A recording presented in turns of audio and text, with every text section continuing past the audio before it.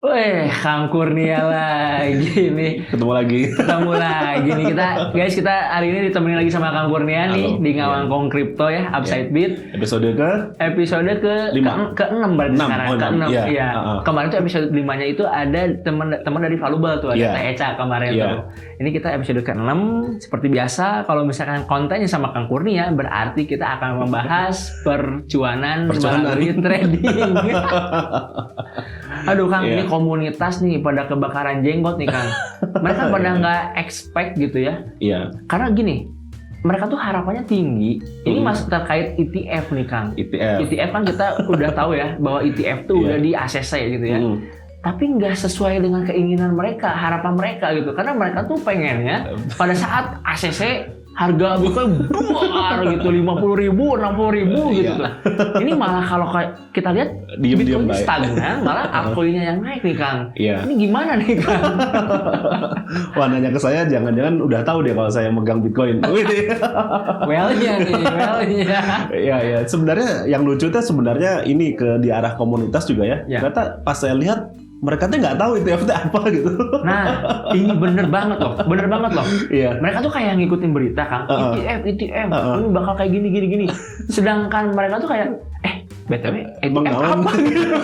Mikirnya mentang-mentang itu masuk institusi terus bakal bulan Iya. gitu ya, to the moon gitu. Betul, Iya. karena kan kita tahu lah BlackRock itu kan udah skala dunia Iya. banget kan nomor satu gitu. Mereka Iya. udah kayak ke hype gitu, ke FOMO gitu kan. Sedangkan ETF aja banyak yang nggak ngerti nih Iya. Kang. Mungkin kita jelasin dikit kali Nah ya. ini Kang, ETF dulu tuh apa gitu ETF ya. apa sih Kang ini Kang? Gampangnya mah gini, mungkin teman-teman juga udah tahu yang namanya reksadana gitu ya. Iya. Nah, reksadana itu kan berarti ada beberapa aset pilihan, mau itu saham, mau itu uang, mau itu komoditas, pokoknya mah ada aja di keranjang gitu. Misalkan satu reksadana ada 5 aset, misalkan 5 saham gitu, A, B, C, D, E, itu kan dikumpulin. Terus nanti orang-orang teh investasi ke dalam keranjangnya itu. Jadi dengan belinya kayak beli semacam tiket gitu kan. Jadi beli tiket, saya lupa istilahnya tiket atau apa gitu ya. Beli itu teh sebagai kepemilikan dari keranjangnya itu tadi. Oke. Si asetnya sendiri di-manage sama manajer investasi gitu. Oke. Jadi ibaratnya mas saya invest ke keranjang tadi, misalkan ada 5 aset yang di sektor energi gitu. Berarti saya invest ke energi tanpa saya megang asetnya, tanpa saya megang sahamnya kayak gitu. Nah ETF mirip banget kayak gitu. Jadi para whales atau para institutional investor invest ke Bitcoin, tapi nggak megang Bitcoinnya diaturin sama ya BlackRock, yang lain-lain gitu kayak gitu. Jadi kelebihannya buat mereka para institutional investor mah ya investnya mudah, ya udah saya taruh duit, masalah itu diaturin gitu. Karena kan kalau apalagi kripto ya, harus tahu walletnya, seed phrase, terus masalah nanti ada masalah apa namanya salah jaringan segala macam, terutama kalau investornya para boomer, keuntungan buat para boomer dan institutional investor kayak gitu. Jadi ya udah sok atuh nih saya beli ETF-nya Bitcoin pang management gitu, kayak gitu. Ini menarik juga ya Kang ya. Ternyata memang kalau misalkan kayak Bitcoin gini gitu ya, ternyata dia udah dimasukin ke ETF dan memang betul juga spot gitu Kang ya. Jadi banyak orang-orang yang tadinya pengen beli Bitcoin tapi khawatir gitu ya, takut salah jaringan lah atau kendala-kendala lain, melalui ETF ini mereka kan tinggal oke nih BlackRock, lebih siapa aman. sih yang nggak kenal BlackRock gitu kan ya. Ya udah beli Bitcoinnya ke mereka aja gitu kan. Iya,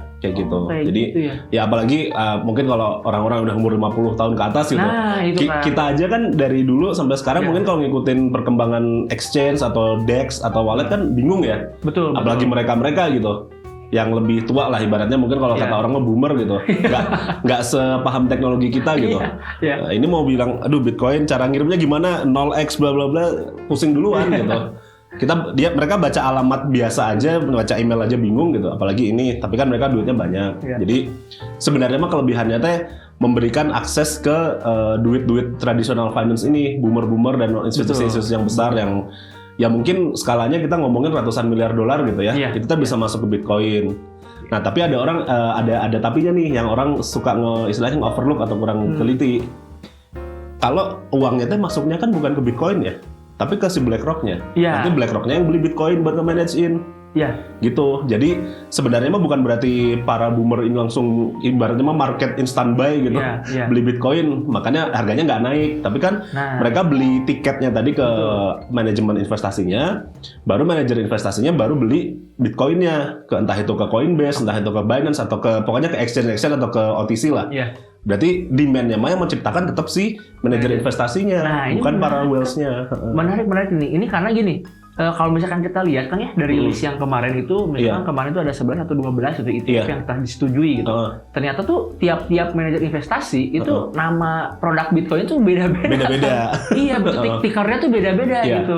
Ternyata memang seperti itu. Jadi mereka tuh memang membeli Bitcoin ke manajer investasi. Nah, yang sebenarnya yang mempengaruhi harga Bitcoin teh antara manajer investasinya nih mencari Bitcoinnya kemana ya Kang ya? Apakah dia langsung buy instan ke pasar atau misalkan dia ada di belakangnya ada yang lainnya gitu? Atau mereka udah punya dari bawah? Atau mereka udah punya? Mereka udah nabung gede. Betul. Nanti masalah, wah ini udah di approve ETF-nya, mereka ya ibaratnya nyekolahin Bitcoinnya mereka.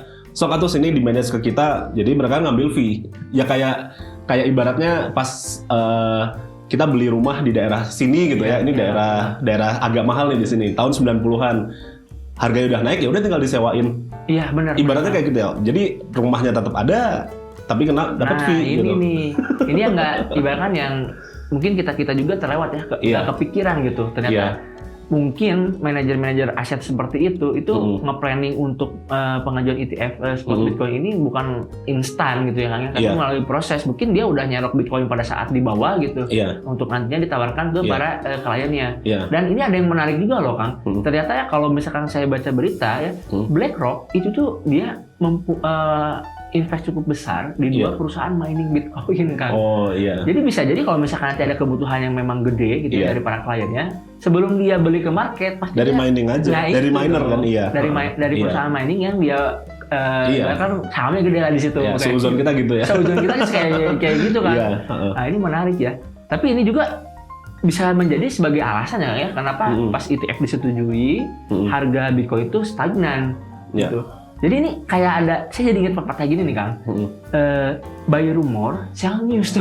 Iya, benar. Sebenarnya mungkin saya tambahin dikit, sebenarnya yang menaikkan harga itu kan demand ya, atau permintaan. Ya sebenarnya untuk sekarang walaupun ETF udah di-approve, saya rasa demand-nya belum segede itu. Karena walaupun ada banyak orang yang masuk, kan kemarin ada berita hari pertama ETF di trading kan langsung ada berapa miliar dolar gitu. Oh iya. Tapi kan masuknya ke si manajer investasinya, bukan BlackRock atau yang lainnya beli Bitcoin seharga segitu kan. Langsung masuk ke market yang Bitcoin gitu kan. Tapi dananya itu masuk ke si manajer investasinya itu. Jadi belum. Mungkin nanti kalau misalkan udah ada 10 kali atau 20 kali lipat dari sekarang, mereka baru perlu Bitcoin ini untuk memanage, mengakomodir para investor yang baru mereka beli. Jadi kayak gitu. Berarti nunggu cadangan Bitcoin para si manajer investasi itu menipis dulu sehingga mereka mau nggak mau harus ke pasar belinya. Sebenarnya bukan cadangan ya, tapi jumlah Bitcoin yang mereka manage itu mengakomodir para investor gitu. Kan gampangnya kayak gitu. Betul. Kayak mungkin jumlah tiketnya atau apalah kalau di reksadana kan kayak gitu ya. Gitu. Dan sell the news juga sebenarnya mah ya masuk akal sih. Saya pribadi trauma ya sama CME ya waktu 2017 ya. CME ya. Jadi buat teman-teman yang belum tahu, CME itu jadi kalau nggak salah Desember ya, 17 Desember atau 18 Desember 2017. Waktu itu lagi bulan-bulannya. Oh iya, itu peak-nya loh teman-teman. Peak-nya sebelum bear market kedua. Bitcoin itu masuk ke CME. CME itu Chicago Mercantile Exchange atau semacam kayak bursa berjangka di Amerika gitu. Masuk ke situ sebagai futures. Ya itu beritanya pada heboh semua. Mungkin sama kayak ETF sekarang gitu. Heboh bahwa ini bakal masuk institusi dan segala macam. Itu tanggal 17 atau tanggal 18-nya. Besoknya dari situ nggak pernah naik lagi sampai 2020. Itu bear market udah kapok saya waktu itu. Memang sih ya teman-teman, kalau itu 2017 Desember tuh pada saat itu harga Bitcoin menyentuh ATH-nya ya di 250 jutaan ya. Iya, betul. Nah, tapi teman-teman pada saat tahun baru 2018 dari Januari sampai Desember 2018 harga Bitcoin itu turun terus. Itu benar-benar bear marketnya yang mungkin salah satu yang paling parah ya Kang ya. Dari 250 juta itu jadi ke 30 jutaan Kang. Dari sisi angka saya ingatnya tuh kan ya 250 juta tadi 20 ribu ya. Iya, 20 ribu. Ke 3.000 sekian gitu. 3.000 sekian. Seperenamnya. Iya. Itu jujur Kang ya, saya tuh sempat kayak yang beli kayak gitu kan, yang ibaratnya saya beli di bulan Maret atau bulan April yang kayak ini udah murah nih, akhirnya nggak turun lagi. Jantung Kang ini kayak mau copot gitu kan, turunnya parah banget sampai. Tapi yang saya juga gitu Kang, yang lucu saya waktu itu gini, kan saya waktu itu beli di pucuk ya 250 jutaan. Pas Desember. Iya. Pokoknya beberapa hari sebelum yang CME lah, jadi nggak pucuk-pucuk banget lah. Terus pas November atau Desember kan rata terus gitu ya. Kalau nggak salah di 5.000 atau 6.000 dolar, berarti sekitar 100 juta kurang gitu ya. Saya tuh jual cut loss. Oh, ini cut loss. Terus turun kan, turun ke 50 juta. Iya, betul. Saya beli, habis 50 juta naik ke 60 juta. Saya bangga, woi cuan. Padahal mah enggak. Cuma dikasih kesenangan sesaat doang. Iya. Wah, siap-siap nih lu, siap-siap nih. Ternyata turun lagi sampai 30 jutaan kan. Iya.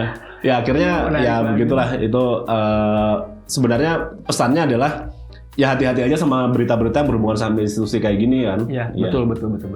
Ini emang sih ya, di kripto tuh ya apapun bisa terjadi ya kan. Karena kan total kapitalisasi pasar kripto aja kan masih terbilang sangat-sangat kecil ya. Masih kecil, iya. Cuma ini ada yang menarik nih Kang, pas kemarin ETF disetujui, memang kan kalau kita lihat dari harga Bitcoin itu memang stagnan lah bisa dibilang. Tapi ini altcoin Kang. Ini altcoin, ini kenapa pada naik Kang? Kalau saya lihat dari watchlist saya aja itu ada sekitar 10 aset yang saya pantengin kan. Naik. Semua naik Kang. Iya. Itu gimana Kang? Kita bahas dari technical sama dari fundamental. Boleh. Kalau dari technical sih saya ngeliatnya karena waktu pas kemarin itu kan ETF di approve tanggal 10-11 ya. Saya tuh ingat tanggal 7 atau tanggal 8 Januari gitu. Hari Senin pokoknya. Itu saya lihat pairnya ETH BTC itu lagi disupport Kang. Secara teknikal ya. Oke. Berarti kan kalau kayak gitu logikanya kalau ETH BTC lagi disupport nanti mantul, berarti aliran dana dari BTC akan ngalir ke ETH kan. Gampangnya kan kayak gitu. Ya mungkin itu salah satu penyebabnya gitu. Pas akhirnya aliran dana dari BTC ngalir ke ETH naik, ya ETH sebagai bapaknya altcoin yang lain juga ikut naik gitu. Iya, betul. Itu. Cuman kalau dari fundamental atau dari cocok loginya mungkin saya bilangnya ya karena orang-orang pada kecewa, wah pas ETF, naon iya gitu pasti. Kayak nggak ada signifikan atau kayak gimana gitu. Ya gini doang, akhirnya kan pada males kan pada jual, yang guys beli altcoin gitu. Tapi terus akhirnya ya pada naik lah altcoinnya gitu. Ini menarik juga nih kayak kata Kang Gur yang tadi pair ETH BTC. Iya. Ethereum nih Kang, itu kalau misalkan teman-teman lihat juga ya itu harga Ethereum tuh naiknya sampai kemarin 2.000 berapa ya? 600 hampir 2.600 ya. Itu kenapa Ethereum bisa nge-leading gitu Kang dibanding Bitcoin Kang? Ya, yang tadi ya kalau menurut saya sih karena dananya pada keluar dari BTC ke ETH dulu gitu. Karena kan kalau saya ini cocok logi saya ya. Mungkin ETF tuh juga bikin FOMO-nya nggak cuma ke retail, tapi beberapa whales juga akan FOMO ke ETF, terutama whales yang masih baru di kripto ya. Maksudnya dia duitnya banyak, tapi pengetahuan kriptonya kurang.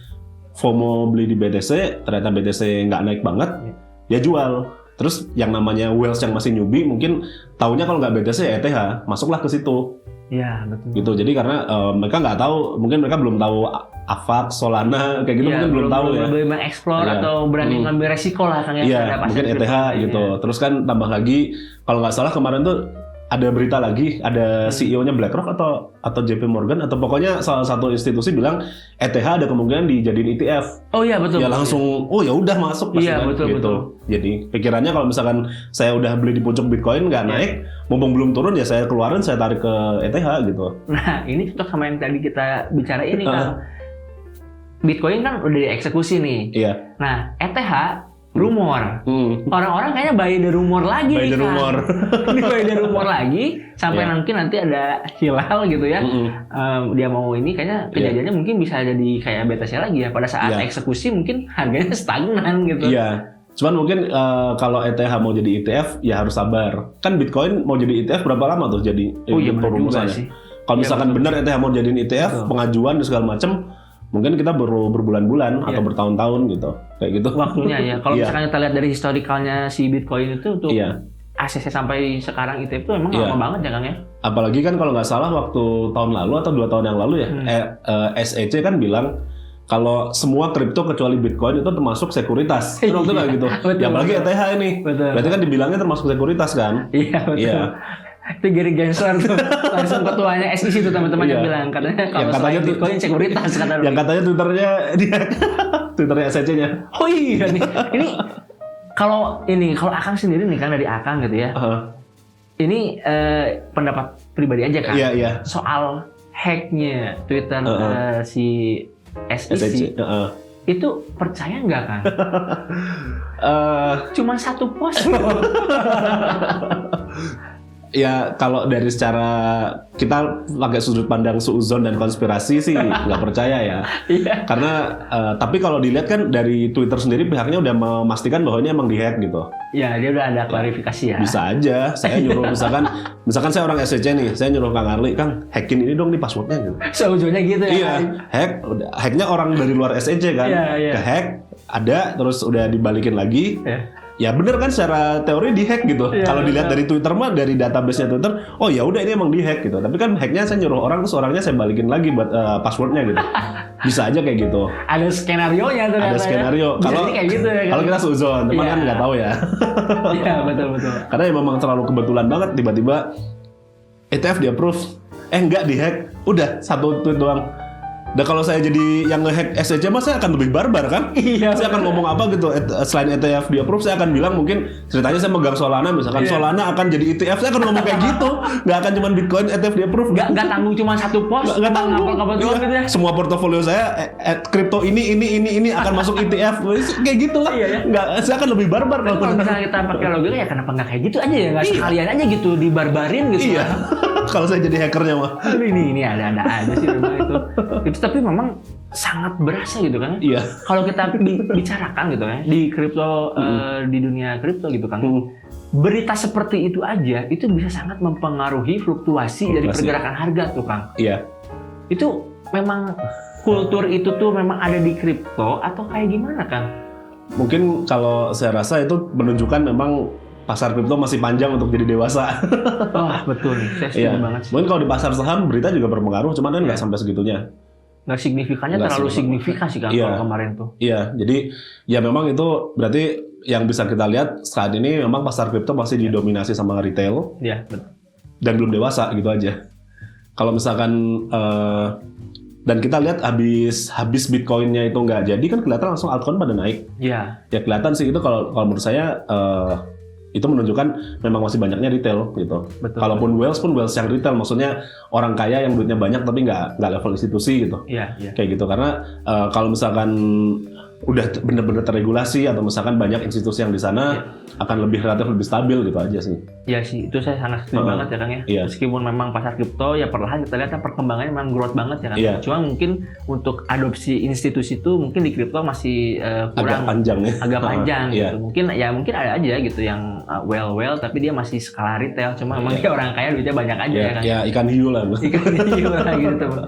Ini untuk teman-teman yang belum paham gitu ya atau misalkan baru di kripto, kita kan dari tadi bicarain well kayak gitu ya. Itu well tuh bisa dibilang apa ya, cukongnya lah, pemilik modal besar yang bisa menggerakkan pergerakan harga suatu aset kripto teman-teman. Jadi kalau untuk di dunia kripto itu namanya well gitu, paling ininya. Orang yang punya banyak aset lah gitu ya.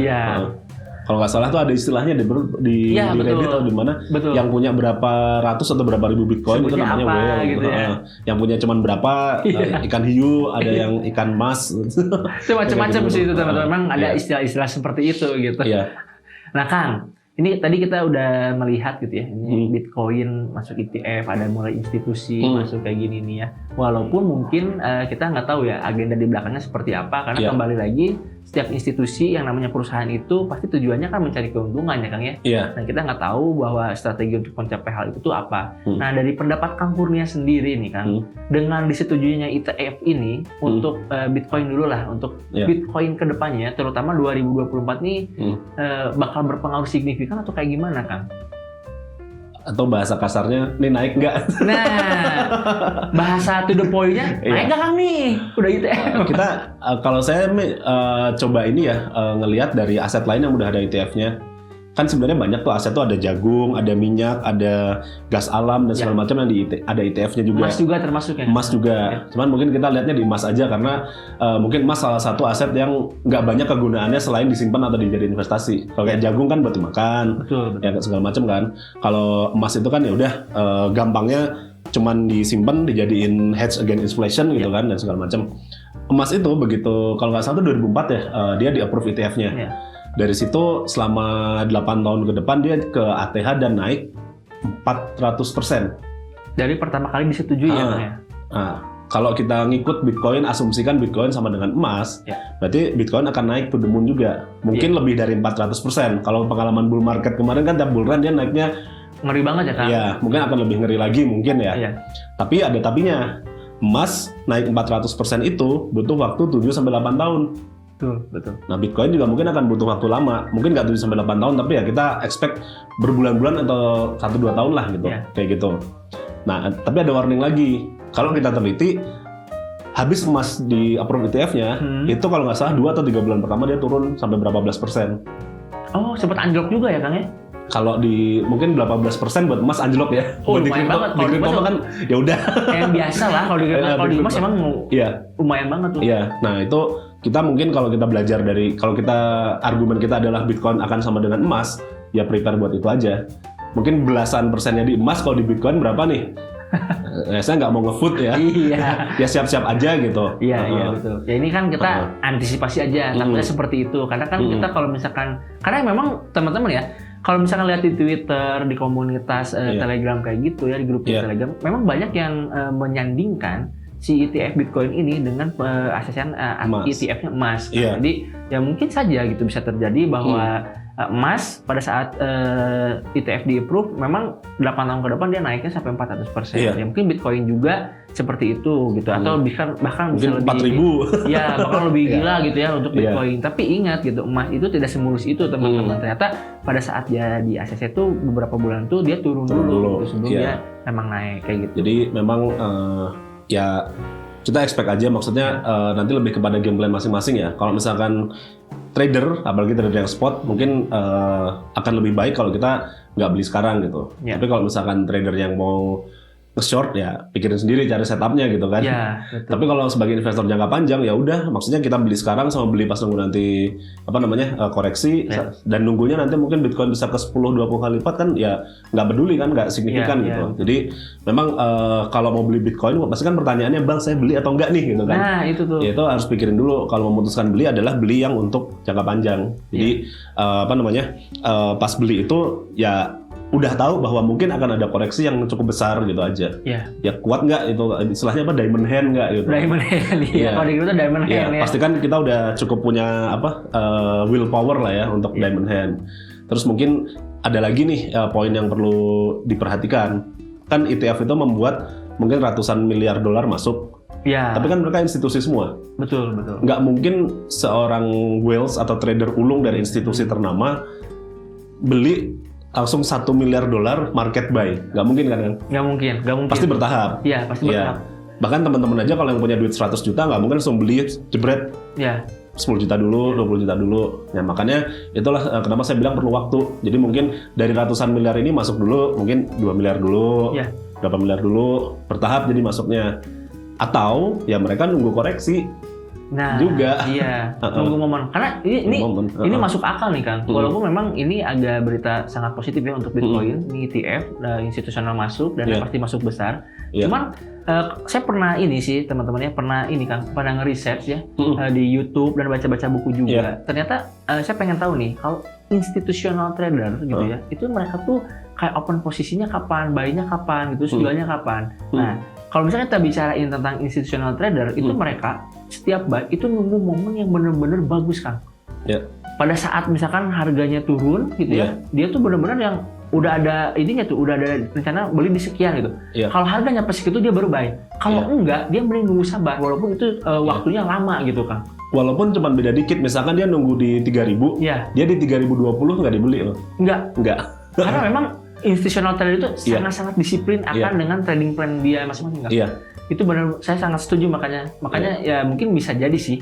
Karena ini udah lagi hype ya, kan agak riskan juga nih beli sekarang lagi hype, harga juga kan sekarang masih agak tinggi ya Kang ya, 40.000 masih 40.000. Ya ibaratnya Bitcoin udah naik 150% dari sejak bottomnya di 2023 akhir. Betul. Sekarang dibeli ya. 2022 kan, 2022 akhir ya. Sorry. November ya, pas zaman FTX itu. Ya kalau menurut saya kalau maksain beli, kalau sebagai trader ya riskan ya. Yeah. Kalau sebagai investor tadi saya bilang ya, silahkan kalau nunggu 5-6 tahun ya sekarang beli nggak akan masalah kan? Ya, karena kan kalau untuk long term dengan jangka waktu seperti itu, ya mungkin bisa aja Bitcoin naik, karena kita juga ada comparisonnya dari emasnya kan ya. 8 tahun dia ternyata naik 400%. Dan kalau kita investor kan nanti ada averaging kan, beli sekarang, nanti pas lebih rendah beli lagi di rata-rata gitu. Betul. Kayak gitu sih. Nah ini menarik banget tuh teman-teman. Jadi intinya untuk teman-teman nih, banyaknya juga yang tanya di komunitas, baik nggak Kang, kayak gimana? Itu sebetulnya dibalikin lagi ke kalian trading plan-nya kayak apa. Kalau memang kalian memang untuk beli Bitcoin untuk di hold jangka panjang banget ya, contoh mungkin 5 tahun ya atau 6 tahun, atau misalkan nunggu anak kalian kuliah, ya silakan aja gitu. Karena memang udah ada datanya, ada comparisonnya dari emas gitu. Memang ada kenaikan yang signifikan. Tapi kalau misalkan kalian sebagai trader yang memang trader apa ya kayak harian atau swing trade itu, ya mending dipikirin lagi aja nih. Dilihat juga secara teknikalnya itu masuk atau tidak. Jadi jangan FOMO, karena ini agak-agak riskan juga sih ya Kang ya. 2024 karena selain ETF juga nanti bakal ada halving ya Kang ya. Itu yang jadi masalah juga sebetulnya. Masalahnya tuh ya karena tipikal kita tuh gampang FOMO di kripto tuh gitu. Jadi memang hati-hati aja. Memang ini demografi kripto kan juga lebih nggak dewasa dari saham misalkan. Ya kita kan secara demografis lebih muda ya, mungkin usia rata-rata ya. Mungkin kayak kalau nggak salah asal udah punya KTP udah bisa KYC di exchange ya? Iya bisa. Berarti kan rata-rata mungkin 17 tahun. Iya. Sementara kalau di pasar saham kan biasanya kalau setahu saya orang yang sudah mulai kerja, mulai stabil, mulai settle baru investasi di pasar saham gitu. Anggap aja berarti mungkin 27-30 lah paling muda gitu. Betul. Sementara di kripto ya yang muda-muda ya ibaratnya kalau kata orang kan bocil-bocil. Sebenarnya lucu juga, saya sempat ada yang ngechat saya gitu. Bang ini saya beli saya lupa INJ kalau nggak salah. Oh INJ yang kemarin naik banget itu. Saya beli INJ kok turun ya. Terus saya tanya bang belinya di berapa? Dibeli segini bang sudah turun berapa gitu 20% kalau nggak salah. Saya tanya itu ya nggak saya jawab apakah dia harus jual atau beli. Saya tanya lagi aja. Saya tanya terus gitu. Belinya buat berapa lama? Nggak tahu, disuruh orang aja. Nggak salah ini. Udah. Yang kedua saya tanya kira-kira nih mau disimpan sampai setahun atau 2 tahun atau mau duitnya bakal butuh bulan depan atau enggak, saya gituin kan. Oh ini mah duit dingin santai bang. Oh yaudah berarti sampai 1 tahun 2 tahun masih aman ya. Iya. Terus saya tanya lagi, kira-kira berapa bulan ke depan ada kebutuhan duit yang gede nggak? Misalkan mau nikah atau mau sekolahin anak? Nggak ada. Oh gitu ya udah. Terus bulan depan ada duit lagi ya buat nabung atau beli lagi? Masih ada. Ya berarti kalau kayak gitu nggak ada masalah dong. Maksudnya kan ya udah tinggal tunggu setahun ke depan aja kalau bener gitu kan. Betul. Kalau saya prinsipnya misalkan saya udah beli suatu aset gitu ya dan emang diniatin untuk jangka panjang bukan untuk trading ya nggak akan saya exit kecuali kalau sebenarnya 2 hal. Kalau saya udah exit udah cuan lebih dari 5x itu akan saya ambil sebagian. Atau kalau saya butuh duit gitu aja. Nah itu 2 itu ya Kang ya? Iya, jadi misalkan misalnya saya tiap bulan nyetor nih beli DCA gitu ya, 2 juta misalkan kayak gitu. Ke aset kalau saya selain Bitcoin saya misalkan ada di XRP, ada di Hedera Hashgraph, di Avax atau apapun lah gitu kan. Ya udah saya nggak terus aja beli tambah portofolio bertumbuh. Kalau ada yang bisa di staking, ada yang bisa di farming gitu kan. Akhirnya jadi passive income. Passive income-nya kalau saya pengen jajan ya saya jajan tiap bulan kan. Kalau enggak ya saya beliin lagi gitu kan. Betul. Nah, misalkan bulan itu saya butuh misalkan ya ada keadaan darurat gitu, butuh duit 10 juta, ya baru saya ambil. Kalau enggak ya udah biarin aja. Nah, ini sarannya bagus banget nih. Ini berkaca dari pengalamannya Kang Kurnia ya untuk nge-manage aset-aset kripto yang dia punya, teman-teman. Memang kita tuh banyak yang lupa gitu tentang exit itu kita mau kayak gimana gitu. Jangan kita ibaratkan oke lah kita jangka panjang terus kita DCA tanpa memikirkan kapan nih jualnya. Karena itu juga sangat penting ya Kang ya. Kita udah masuk, nah exit itu harus kita pikirin. Kalau kata Kang Kurnia tadi dia tuh ada 2 nih kalau dia tuh exit tuh. Yang pertama kalau memang butuh duit banget nih, lagi urgent mungkinnya atau apa dana darurat ya udah mau nggak mau dijual dulu. Atau yang kedua kalau misalkan ada suatu aset kripto itu keuntungannya udah mencapai 5x atau 500% dia jual gitu. Udah jangan greedy, dijual aja itu udah 5 kali ini keuntungannya ya kan. Sebenarnya banyak yang tanya juga. Jadi ada yang kadang-kadang ada yang suka merasa pas dijual takut lebih tinggi lagi dan kejadian tuh. Ada kan misalkan saya udah jual habis 5x tahunnya naik sampai 20x gitu. Nah itu kan biasanya nyesel ya. Ya sebenarnya strateginya memang kalau saya jangan jual semua. Misalnya udah 5x nih, ya saya tarik aja modal saya doang. tambah dikit lah gitu. Kan dari tadi misalkan modalnya 1, terus naik 5 kali lipat jadi 5 kan. Betul. Saya ambil aja 2 atau 3, berarti saya masih punya 2 kan di sini. Betul. Nanti itu naik ya alhamdulillah, kalau enggak ya bodo amat gitu. Nah ini menarik juga ya. Pasti teman-teman juga banyak ya yang mengalami hal seperti itu. Apalagi kalau misalkan teman-teman yang masuk di 2019, 2020, 2021 gitu ya. Dia beli kayak Doge aja gitu ya. Dia beli ternyata naik ke 100 rupiah, terus naik ke 500, dijual ternyata nyampe hampir 10.000 waktu itu kan ya. Bisa dicoba juga tuh cara Kangkurnia, jual modalnya atau misalkan jual sampai dapat keuntungan sedikit, sisanya biarin ya Kang ya. Iya. Jadi gampangnya itu tadi, begitu udah 5 jual 2 atau 3 udah. Betul. Kan dapat 3 nih. Misalkan tadi modalnya 1.000 jadi 5.000, 3.000. 1.000-nya kan modal lagi kan. Yang modalnya simpan lagi nanti kalau ada buy the dip. Nah, 2.000 buat jajan. Buat persiapan. Iya. 2.000-nya buat jajan. Nah ini menarik tuh. Ini udah di-spill loh beberapa strategi-strateginya dari Kangkur ya. Itu bisa teman juga terapin gitu ya teman-teman. Oh ini sama satu lagi kita belum ngasih tahu nih untuk teman-teman di sini yang mau ngikutin pergerakan harga secara teknikal analisa itu, nanti teman-teman bisa join ke komunitas kita ya Kang ya. Di Telegram itu nanti kita tempel di link deskripsinya. Itu ada komunitas dari Evolution Trading juga di Kangkurnia, atau ke komunitas kita juga di komunitas Upside Beat. Nah, terus untuk teman-teman nih, untuk teman-teman yang bingung untuk kayak pencatatan gitu kan, biasa kalau kita trading nyimpan aset tuh nyatetnya masih di Excel gitu, atau enggak ditulis manual. Kalian bisa download Upside Beat ya, karena di Upside Beat itu ada salah satu fitur kan namanya portofolio. Itu kayak tracker kayak gitu kan. Jadi kita beli apa, nanti kalian masukin aja input di sana, beli aset apa, berapa, nanti kelihatan tuh udah cuan berapa, atau lagi floating minus berapa gitu. Itu secara real time teman-teman. Jadi itu bisa digunain nih buat teman-teman yang udah berkecimpung di dunia kripto kayak gitu. Duh, Kangkur, ini menarik banget ya obrolan ini. Sebetulnya saya tuh pengen banyak nih ya nanya gitu Kangkur. Sama saya pengen ini juga sih nge-sharing ke teman-teman itu, Kangkur tuh dulu tuh pernah mau jadi multimiliarder nih teman-teman dari BNB. Cuma tadi kenapa saya ajarin yang tadi? Iya nih. Tapi jangan dulu kita ini kan ya. Kita bahas karena itu bakal panjang. Tapi ini menarik nih cerita dari Kangkur. Itu bisa dijadiin juga pelajaran nih buat saya dan teman-teman juga gitu. Mungkin untuk episode kali ini kita udahin dulu Kang. Kita next lagi gitu ya. Untuk teman-teman selalu jaga kesehatan, trade safe, jangan lupa di like dan subscribe. Oke, sampai berjumpa lagi nanti. Kangkur, terima kasih banget nih. Dan berapa menit? Alhamdulillah 32 menit.